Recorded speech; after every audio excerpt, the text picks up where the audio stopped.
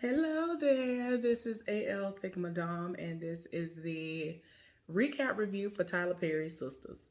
So the episode started out with Aaron and Karen pretty much going back and forth because she realizes that she has said Zach's name when they were about to start full on having sex. So, of course, he's offended and in his feelings, as he should be. But at the same time, I don't feel sorry for him because I already told y'all I don't like him. Everything started out between them off rip in a way that it should not have. He should have been done with the wife before he tried to roll up on her, and he wasn't. So it is what it is. She never got past her hurt with Zach. So it's like, why are you expecting a different outcome? You haven't done anything to help her heal. So it's like, in my mind, I'm like, okay. So anyway, he done went off and he told her that she needs to make things right with him and need to talk to him. She like, well, I already called him. He won't return my phone call. He won't talk to me. I already tried reaching out to him. He's not answering the phone. So he was like, look, don't call me until you've talked to him. Child, I'm just tired. Their relationship is trash anyway. Whatever they're trying to have as a relationship is trash. So anyway, Preston or Danni, excuse me, are at Danny's place and they've had their moments. And now it's morning. And it's early. Apparently it's earlier than he normally gets up. And he gotta get up and go to work. He is coming to see her. So he has to travel back and forth to the cousin's place and to work and all of this. And she lives nowhere near the cousin. So she's trying to figure out why he up so early. He was like, well, I got to go to work and, you know, you don't live close to my job. And he's still saying the same thing to her. He's keeping the same energy, which is, I'm still giving you your space. This heifer, meanwhile, talking about what you mean this weekend, because he was like, well, I guess I'll see you this weekend. She wasn't trying to hit it. And he like, I'm trying to give you your space. Like, nothing's changed. I said what I said. And you ain't trying to hear about my day. You ain't trying to hear about these cows. This heifer said, this heifer said, you got a heifer right here. I was like, wait. Oh, this heifer's so stupid for real. So anyway, he was like, she was like, I know that turned you on a little bit. He was like, yeah, it did a little bit. I was like, stop it. It made me so sick. But anyway, he's still trying to give her space and all that. And he's gotten to the point where he is enjoying having his space away from her as well. So it's not him just being completely consumed with the thought of Danni. So she kind of feels some type of way about it, but she ain't got no choice but to accept it. It is what it is, girl. You done said what you said. Now you cannot unring the bell. Oh, well. So anyway, Maurice and the bartender have awakened because old boy really did take him out for dinner and all this other stuff. They slept together, but not together. It wasn't that type of situation. They were just sleeping the night off. Maurice is trying to be crazy. Well, he is crazy. Talking about, well, next time he need to get him an Uber or something because he slept a little bit too long for him and all of that. So he could just go straight home instead of coming over to his place. But he did thank him for taking him out to eat and helping him to feel better about everything that had gone on. But Maurice was disgusted because when he went out into the common area, and you have to pretty much pass by the kitchen in order to do that, he sees that Calvin has left this big massive mess out from when he had cooked this dinner that he thought was going to help to salvage what he has going on with Sabrina. And you could tell that ain't nothing go down. He done left all this crap out and he looking like ain't nobody got time for rats and roaches. So old boy even came out and was like, what is going on up in here? Because this is what we don't do. Like, this is how you end up creating a infestation, and you end up having all these animals and things to come out of nowhere. Don't nobody have time for that. And in reality, if you live relatively clean, you ain't got to worry about something like that happening just overnight because you left something out. Because there have been times that I have been dog tired and I've left stuff out and didn't get a chance to put it up. And it just was what it was. And I had to throw it away depending on how it was covered, if it wasn't covered or whatever. But if it was covered and it was winter time or something like that, then I didn't have to really worry about it, especially if the temperature was what it needed to be or if I had it in the oven, just depending on what was going on. But anyway, the way he had the stuff out there, it was going to have to be thrown away. So old boy left and he get the call and Calvin come out the room. He got a massive headache because he didn't got drunk, because he in his feelings, because Sabrina didn't show up. And it's like, we already told you that she wasn't coming. Even though in my heart of hearts, I thought she was going to be a dummy like she normally is and actually show up, but she didn't. So good for you, heifer. So anyway, he was in his feelings and it is what it is. So,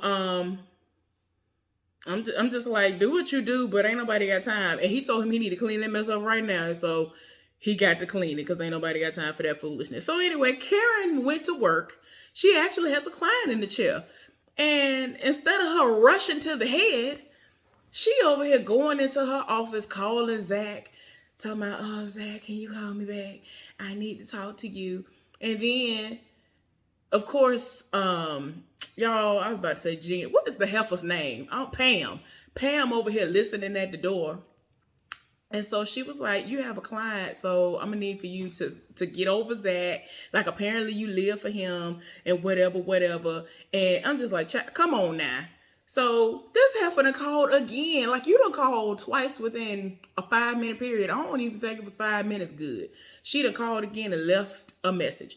So while all this is going on, Zach and Fatima are at the house. She's getting ready for work and he's getting ready for work because he's actually going to work at the airport to, as a favor to Danni pretty much. And within a few days, he's going to basically gracefully bow out of it all and be done because he has that much money and he can do that. So they're getting ready for work. And Fatima looking at the phone, ring, ring, ring. She was like, Zach, your phone ringing. So he come out and then he ignored the number. And you could tell when Karen was calling that somebody started ignoring the call and just letting it go to voicemail. So he wasn't worried about the number or none of that. And so he was like, you ain't got to worry about that. So they get to talking. And he was talking about how he gonna make her his wife one day and that he's closing in on the property. He didn't already put the money down, did what he needed to do. And so she was like, do you think we're moving fast? And so he was like, no, not really. And, of course she's having her reservations because everything is still pretty much still fresh, given the fact that he just screwed this heifer, his ex, not too long ago. And I'm like, I get it, but at the same time, you over here talking about moving in with somebody and all this other stuff. You need to wait that out a little bit longer, in my opinion. I understand that y'all have an amazing fire and desire for one another and that y'all make beautiful music together, but you go over there and live over there for a while, and then after maybe a year or two, maybe she'll come over that end. I think that'll be a safe bet. But, he hasn't really done anything outside of him screwing Karen for her to give pause. So I get it. So, I get both sides. But anyway, so then they started doing this little thing where he was like, you look at how you looking and, you sure we can't, do something else. And so she was just like, no, I got to go to work. This helped her late for work because they was getting it in. I was like, y'all doing a lot. So he brought up the fact that she thick. And I was like, I stay telling y'all how thick she is. Crystal is thick. She is thick, like for real. Her body is goals, like for real. Her hair is goals. Oh my gosh. Have y'all seen her hair in real life? Her actual hair is goals. And she did a major trim, maybe a month or so ago. Her hair is everything. So anyway, I digress. But yeah, she was looking good in the outfit she had on. Like, yes, you better do it. You better serve. So anyway, Sabrina and Maurice are at work and he asked her, does she feel nervous or anything because they are now back at work? Is she nervous about everything? And, she ain't even worried about the robbery per se. It's just, another day. You could tell she in her feelings because of what happened with old boy. And I'm just like, please let this foolishness die. Y'all don't need to be together. To me, it's just too many coincidences that just keep popping off to prove that y'all don't need to be together. So anyway, he was like, well, what if he come back? And she done asked him, like, I mean, do you know the protocol now? Did you read the handbook? Like I'm gonna need for you to tell me that instead of all this other stuff. So anyway, then of course they started talking about the elephant in the room, which was that, he made dinner for her, and she was like, yeah, he came, and the way he told me that I need to come over is like he was talking to me like I was a dog or something. I was like, girl, I'm glad you caught that, because I was like, how you gonna try to run up on somebody and tell them what they need to do, and then they see you, and I'm talking about before all this pop off, they done rolled up and told you all of this, and you done seen this situation pop off.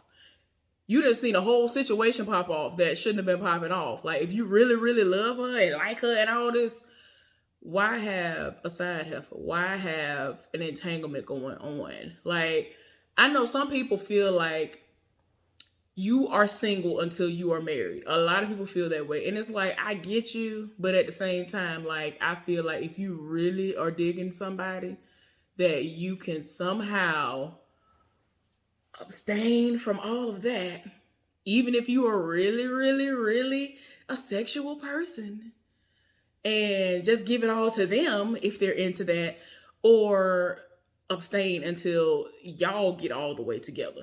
But he just be acting like, well, I'm just passing the time with this heifer Peggy, and I'm just like, we done seen this heifer all the time, like since season, like whatever season he entered into the picture, we done seen this heifer. This is a whole entanglement that he got going on that he just will never, it seemed like he will never let this heifer go. And I ain't here for it. Like, why are you keeping this heifer around when you got somebody else that you literally just had sex with, who she really, really digging you? It's just too many red flags for me. Ain't nobody got time. So anyway, they talking, and this fool talking about, I'm dropping gems. Excuse me, y'all. Talking about he dropping gems. And he just started making this noise. So she was like, why are you making that noise? This fool said he dropping pearls of his WAP. And I was like, well, WAP. Y'all know they say WAP, but to me I say WAP. But anyway, I'm so tired of Maurice. He's so stupid. He basically was like, you know that you love him. And he was just trying to understand, like, why did she react the way that she reacted? And she admitted that she is probably jealous. Like, she's never felt this way before. Normally when a dude try her like that, or a situation pop off like that, she's normally like, oh, okay, cool. But when that happened, she felt some type of way about it. And it's because she like him. And again, I don't understand. So anyway, I digress. Y'all know I'll be the stayed on that for forever. Let me go. So Karen called Andi, and she was like, hey, Karen, what you doing? Whatever, trying to act like she care. Wanted to know if Fatima was at work. I was like, ma'am, why? You doing the most. Even though I know why she want to know. And so she was like, yeah, this heifer is still persistent and trying to get her to let her know whether or not they are an item, if they really, really digging each other like that, and all of that, because she's really trying to get in contact with him. And I'm just like, girl, if you don't go somewhere and sit down, like, she really is like, are Zach and Fatima together? And then she over to my, I've been your best friend since college. Like, I don't understand. I'm like, when they do anything, don't nobody want to be in the middle of stuff all the time. And this is drama filled for no reason. Don't nobody have time. It became messy at one point. Nobody wants to be in the middle of no mess. So anyway, she straight up told her, I don't want to be in the middle of it. And I'm sorry. To me, she is way too upset and ain't even got a dog in this fight. It's like, what's wrong with you? This man has obviously moved on.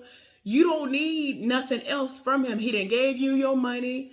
You done been done with him. However many times you done been done with him within the course of a 3-year time period. Be done and move on. Go to therapy. You need to go to somebody's therapist right now. That's what you need to do. Instead of spending all your time and energy doing that, spend all that time and energy up in somebody's office right now, or do it virtually because they have that option available as well. You have enough money to do that. Go do that because I'm sick and tired of you. So anyway, Robin came and talked to Andi. And so he over here still trying to roll up. And she was like, you know, I'm with Gary. And he was like, oh, okay. I mean, I see you ain't wearing that ring though. And he was like, I'm going back to London tomorrow. And so she was like, okay. And he was like, you do realize that I'm going to keep asking you out until you say yes. And she was just like, I'm not here for you like that. I have a man or whatever. And I'm just like, girl, it's over. What is we talking about? Like, I mean, it's supposed to be, well, hold on. Let me put it like this. It's supposed to be over. It is supposed to be over. That's the problem. It's supposed to be over. Didn't this man just say to you, if I unlock this ring, we ain't together no more. And if I put this key off my key ring, that I'm never coming back. Like, we ain't together no more. I don't understand. And he should have been up out the house anyway. So anyway, she is declining his offer left and right. And so she always tells him, Gary's a good guy. He's my fiance. He's a good guy. And I love him and he loves me. And we're going to work things out. And I'm just like, I hate this. Like in real life, I hate that. And it actually has become like a thread in all honesty. I don't know if y'all have seen it, but like on social media, it's become a thread because it's like we're creating trauma for ourselves that we are deeming as normal. And I ain't here for it. And it's basically where mostly us women will endure all of the hell in life from somebody, and the dude, they just create all this hell, and we supposed to just build them up and pour into them, kill ourselves to stay with them just to say we have somebody. And it's like, why? Why though? Why have we been conditioned to believe that that's the way it's supposed to be? They can sit up there and run out and cheat on us all day long, and we supposed to be at the house and just happy, go lucky and deal with it. That hurts. Like, if you really love that person and you are trying to be in a monogamous relationship with a person, that hurts. Don't nobody have time. I'm not here for that. I'm not here for it. Been there, done that, got the t-shirt. No, thank you. It's not fun. Sorry, I don't understand. And it's like, I don't really feel sorry for Andi because she knew what she was getting into. Even if she didn't know off rip, long before the divorce was going to happen, she knew that she eventually knew that this man was married. So it's like, okay, heifer, that's your fault to continue to screw him and deal with him. And you over here accepting everything from him. And it's like, you have more. This is something that I learned as a child. Keep in mind, as a child, if the bad outweighs the good, you need to let that leave and be gone. Let it be released. Like, I don't understand. Have no people ever learned this before? If the bad outweighs the good, more than likely it's not worth it. Okay, let me get up off this soapbox because ain't nobody hearing me. They don't hear me though. So anyway, but yeah, like I said, Robin is real bold. It's like he know what he brings to the table, I guess. Like, he be doing the most. He just straight up said to her, you do know I'm going to keep on asking you out for dinner. I'm not going to stop. Said what I said. And then eventually he was like, you know, if we ever made it to that point, would you, be into me enough to have sex with me afterwards? I was actually shocked that she wasn't like, well, how dare you? That heifer was like, well, if the conversation is exceptional and I want to actually have sex, then yes, it'll happen. Girl, bye. So anyway, this fool talking about he just has these thoughts about holding her and dancing with her and all this other stuff that he's going to hold so deep and near to his heart. I'm like, you don't even know this heifer. You read a file and you think she's a beautiful woman. You really don't know her. Like, you can read a profile about a person all day long, even if it's straight facts. You have not experienced this person though. So why are you going off? I can't do it. So anyway, Karen called Danni. Like, it's to a point now that this heifer is almost calling everybody because she is desperate and trying to get to Zach. So she was like, hey girl, how you doing? So of course, Danni already know, like, what is the problem? What's going on? She was just like, what you doing? Girl, at work, what are you talking about? So then she over here talking about she trying to reach out to Zach. Zach won't answer the phone. She was like, sounds like you need to leave him alone because he done gave it up. I think you better let it go. Looks like another love TKO. Whatever, honey. Just you need to let that go. And so she was like, I think that Zach is really happy. Like, for real, really, really happy. And so, of course, she's wanting to know, oh, so what you know about their relationship or whatever. And she like, girl, I don't know nothing. All I know is that he seems really, really happy. And you need to move on. And so she told me, well, I can't move on because I need to know for sure, for certain, as to whether or not it's really over. And she was like, girl, he has given you more than enough hints to let you know it's over. And so she was like, no, I got to hear him say it. Girl, what? So you basically about to stab your own self in the heart with some more daggers. But go off, though. Continue to hurt yourself. Like you want to hurt yourself for no reason. I don't understand. But anyway, she was like, is Zach there? She was like, yeah, he here. And she was like, oh, okay, well, can you get me in? She was like, you remember what happened last time I got you in? And so she was like, I really need to talk to him, whatever. So she was like, I don't know about all that. And so she was like, well, I'm going to come up there. And pretty much she left her no choice but to call Zach over. So she talked to Zach, told Zach what the situation was. And he was like, well, I actually was about to leave out. So she was like, it's not the end of your shift. He was like, I don't care about these folks. I'm only working here a couple of more days out of respect for you because you got me this job. But I don't care. I'm gone. I leave when I want to leave. It better be glad I'm showing up at this point. So anyway, he said he finna leave. So she ended up calling the helper back, letting her know that he leaving out. And so I think she's still going to try to head up there anyway. Even before I saw the preview for next week. I was like, I think this heifer still going to leave out. It ain't like she just leaving just to leave to go get lunch or something. I feel like this heifer still thinks she got a chance to make it up there before he leave out. Girl, bye. So anyway, so the heifer still going to come up there. But, y'all, Hayden. Here we go with Hayden, the hater. Hayden, he just, there are just some people like Hayden and Gary who need a slug to the chest. And that's the only thing that will allow them to learn a lesson. Like, and they are going to have to be paralyzed or like literally offed for them to learn said lesson. So Hayden is doing what he's done continuously and showing that he has no respect. He has no boundaries. He does not care about the words that Fatima has already spoken to him. He over here looking in her office again. I'm like, boy, what's wrong with you? So she'd have rolled up on him, was like, what are you doing in here? So she'd have told him again, get up out my office. So this fool gonna say something to her about, well, did you get your tire fixed? She was like, what are you talking about? So then he was like, well, you had a dent in like one of your rims. One of your rims was bent or something or whatever, right? And so she thought about it. She was like, you know what, come to think of it, yeah, I did get that fixed. He was like, oh, okay, well, if you hadn't told me about it, I had a dude who could fix that for you. I got somebody that could have fixed that for you. Sir, nobody wants to talk to you. Nobody wants any dealings with you. Why are you here? But anyway, so he just doing the most. So anyway, she'd have left out of the office because he done went on by his business. She'd have left out of the office, tired in her spirit.